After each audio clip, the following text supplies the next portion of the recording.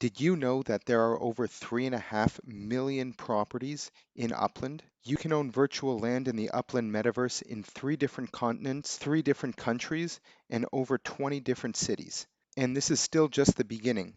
Upland is constantly opening up new cities, giving people new opportunities to mint land all over the world. Minting land in Upland can cost as little as 1,000 UPX, which is the equivalent of $1, and all the way up to thousands of dollars. If you're looking to buy properties on the secondary market of cities that have already been sold out or a specific property that you're looking to buy, properties are being sold for up to tens of thousands of dollars. Whether you're trying to grow your net worth within the game or sell properties for US dollars, it's not always easy. In this video, I'm going to explain some of the most common reasons why people are unable to sell their properties.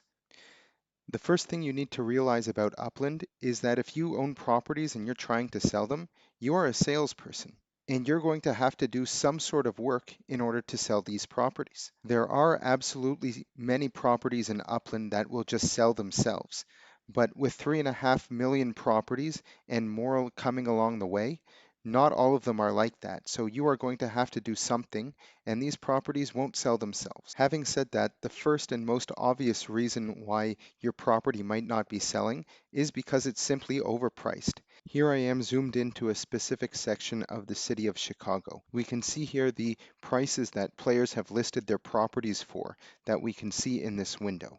And properties are going for as cheap as 9,750 UPX. And as we continue to scroll, we can see here between the 12 and 17,000 UPX range. But if we go ahead and take a look at this specific property, it's currently being sold for $1,000. And 2 properties over, which is pretty much the same size, is being sold for 22,500 UPX, which is the equivalent of $22. So I'm not sure what's happening with this specific property, but compared to everything else in this area, it appears to be extremely overpriced. It's important to make sure that when you're pricing your properties, you look around at what your neighbors are selling for and see how you match up according to other prices close by. The second reason your property might not be selling is that there's nothing special about it. Again, going back to this example of this property being sold for $1,000, I don't see it being part of any collection.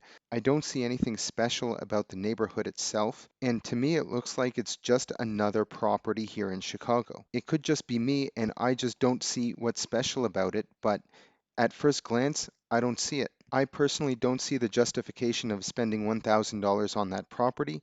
To be honest, also the neighboring property, which was for 22,500 UPX, I don't see the value in that one either. If I wanted to get a property in this area, I probably would search for the cheapest one, unless there's something specific I was actually looking for. Number 3, is the property part of a special neighborhood? And by special, that could be a collection neighborhood, which can provide you with additional boosted earnings if you have a number of properties part of that collection. It could be a neighborhood that has special meaning in the real world, maybe something close to the stadium or the train station. It could be a node where players come together to develop a neighborhood and create businesses and a community. There are over 100 different neighborhoods here in Chicago and thousands of neighborhoods in the metaverse. You have to ask yourself, why would someone want to buy your property in that specific neighborhood? If there's nothing special about it and the price is not attractive enough, then it might be difficult to sell. Number 4 is that the property might not be big enough in order to fit a specific type of structure. This property here that I own in Manhattan is only 5 up squared, and it is too small to fit a micro house. There are also other properties that might just be too tiny to create other types of structures. If you wanted to create an apartment building or maybe a factory or a showroom, and you find that even some of these larger properties are not big enough or do not have the right shape in order to hold that specific type of structure. If people are looking for a specific type of property for a specific use case, whether it be a meta venture or a factory, and your property does not meet those specific dimensions or shapes, that could be another factor as to why it might not be selling.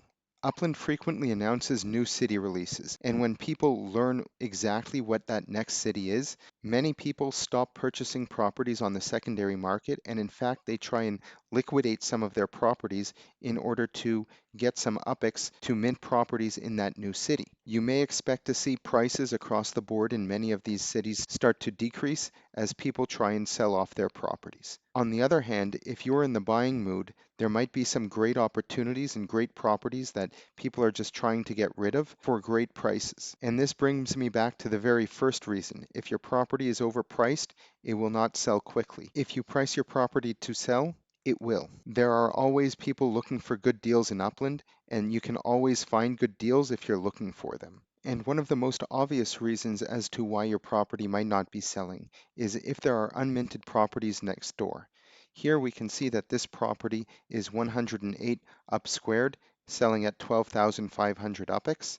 And here we can see a property that you can mint, which is larger and cheaper. Now it's true, in order to mint this property, you do actually have to travel to Los Angeles. So if you're not in LA, then maybe it does make sense to buy this property. But if you are looking to pick up a number of properties, it would make a lot more sense maybe to travel here and mint some of these other ones. These are just some of the main reasons why your property might not be selling as fast as you expect. If you have some other ideas as to why it's difficult to sell some properties, leave them here in the comments below to help everyone out. And if you want to learn more about how to navigate the real estate aspect of Upland, continue watching some of these videos down below.